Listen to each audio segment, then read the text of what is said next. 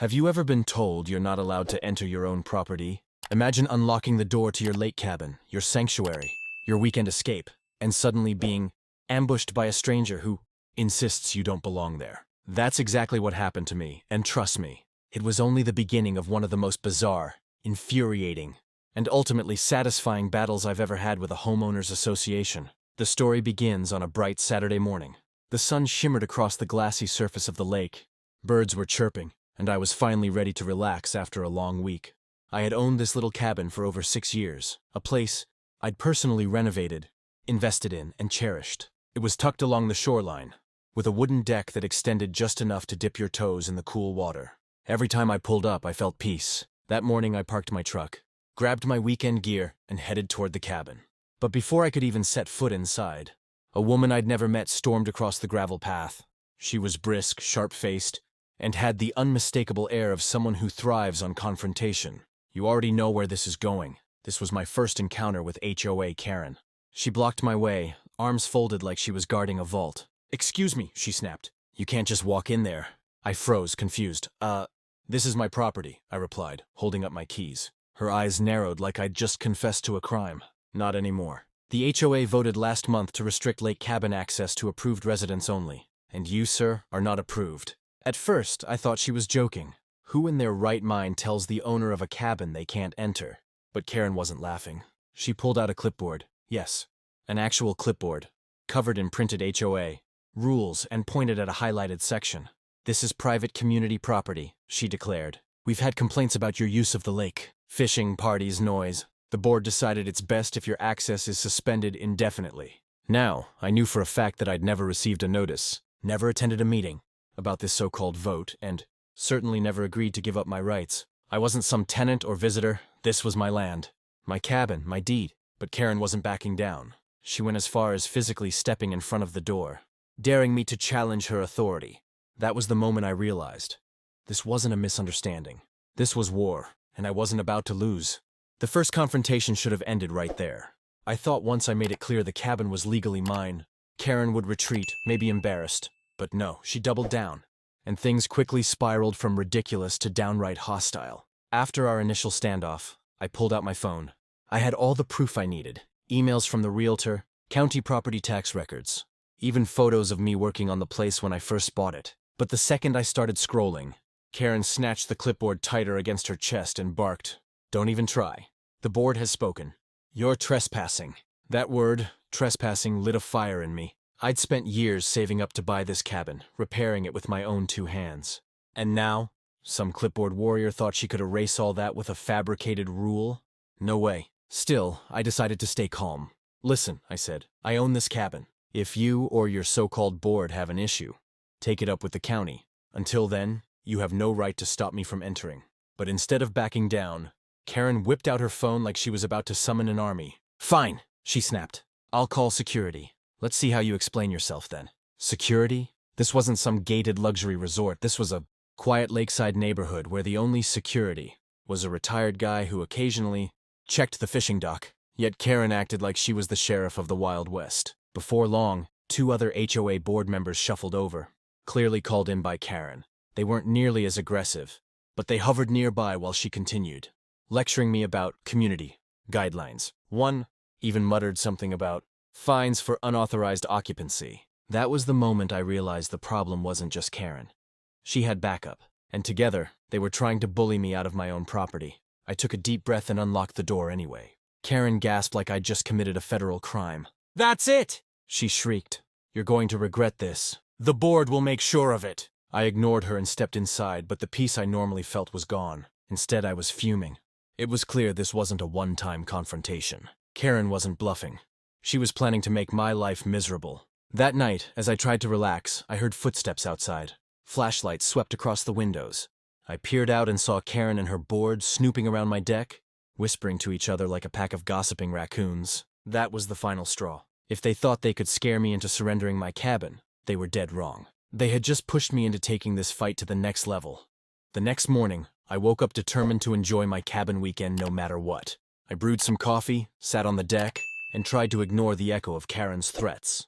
But peace doesn't last long when a full-blown HOA Karen is in attack mode. Around mid-morning, I heard the crunch of gravel. Sure enough, there she was again. Clipboard in one hand, phone in the other. She marched straight onto my property like she owned the place. "Didn't you hear me yesterday?" she barked. "You're not supposed to be here!" I set my mug down and stared her down. "Karen, this is my cabin. You need to leave." But instead of leaving, she started snapping photos of everything.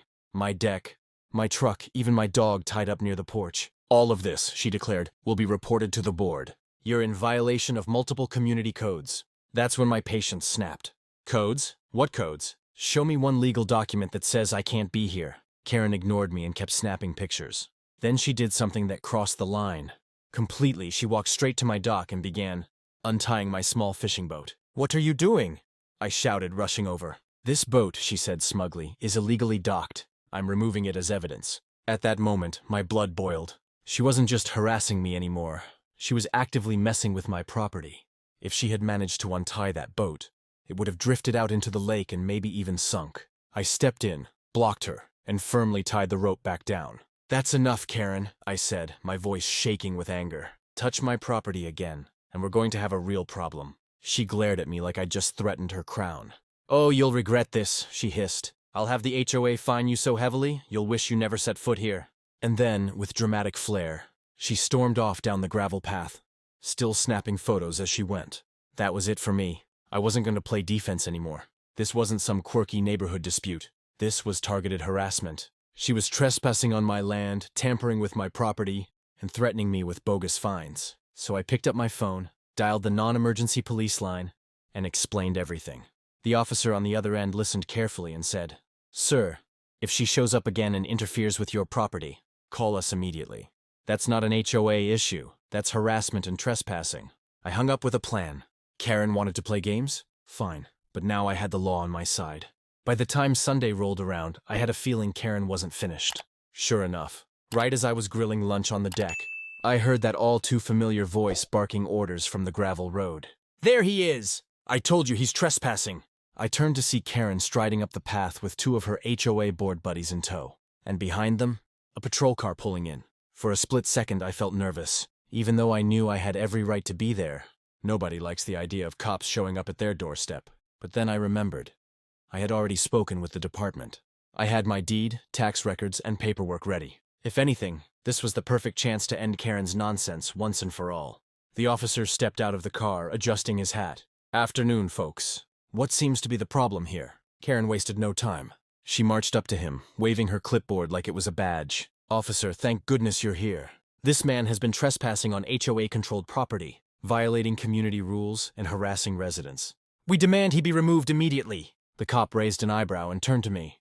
"Sir, do you have proof this is your property?" I didn't even hesitate. I handed him my folder, copies of the deed, the parcel number, and even last month's property tax receipt. He flipped through it, nodding. "Looks pretty clear to me. This is your cabin." Karen's face twisted. "What? No!" "The HOA voted. He's not allowed here." The officer closed the folder and gave her a flat look. "Ma'am, HOA rules don't override property ownership. Unless you've got a court order. You can't stop him from accessing his own land." Karen sputtered, her face turning redder by the second.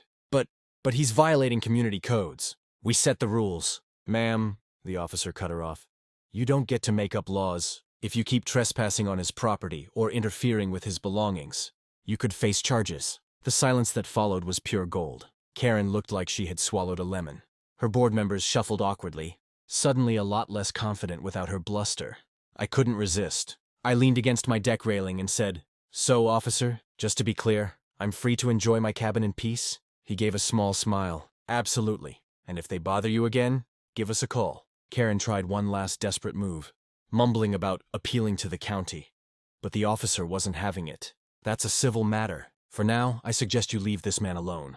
Watching her stomp away, fuming but powerless, was one of the most satisfying moments of my life. But the story wasn't over yet, because Karen wasn't about to quit so easily. For a brief moment after the cops left, I thought the nightmare was over. I finally felt like I could breathe, relax on my deck, and enjoy the cabin I had worked so hard for. But if there's one thing you need to know about an HOA, Karen, it's that they don't give up, not until they've completely embarrassed themselves. The very next weekend, I pulled up to the cabin and immediately noticed something odd. A huge, bright orange sign was staked in my front yard. "Property closed by order of HOA." I couldn't help but laugh. Karen had gone from self-appointed sheriff to full-on wannabe government official. She even taped laminated violation notices to my front door, listing absurd accusations like excessive bird feeding and illegal hammock installation. I ripped the sign out of the ground and tossed it aside. But then I noticed something far worse. She had chained and padlocked my dock. My fishing boat was trapped, bobbing uselessly against the shore. That was it. Enough games. I called the police again, this time requesting they meet me at the cabin. When the same officer showed up, I could see him fighting back a smirk as I explained. "She's escalating," I said. "She's vandalizing my property now." Right on cue, Karen appeared, storming down the road like she had been waiting for the moment. "Officer, arrest him! He tore down HOA property signage." The officer sighed, clearly out of patience. "Ma'am, you can't just put up signs or lock someone's dock. That's tampering with private property. If you continue, you'll be the one facing charges." Karen's jaw dropped. "Charges? For enforcing community standards?" "Ma'am," the officer said firmly, "there is no law that gives you that authority. If you keep this up, you could be cited for harassment, trespassing, and vandalism." It was glorious. For once, the mighty HOA queen was speechless. Her board members, who had been trailing behind her, quickly stepped back like they wanted nothing to do with her anymore. I finally spoke up. "Karen, I don't care what rules you think you have. This cabin is mine. The lake is mine to enjoy. And if you come onto my property again, it won't be me answering questions. It'll be you." The officer nodded. "He's right. This is your final warning." Karen turned red, sputtered a few broken sentences, then spun around and stormed off. And just like that, the war was over. From that day forward, she never set foot near my cabin again. In fact, I later learned that several neighbors were fed up with her antics, and she was voted out of the HOA board entirely. So now every weekend, I sit on my deck, drink my coffee, and look out over the lake knowing two things: my cabin is mine, and Karen learned the hard way that no one bans me from my own property.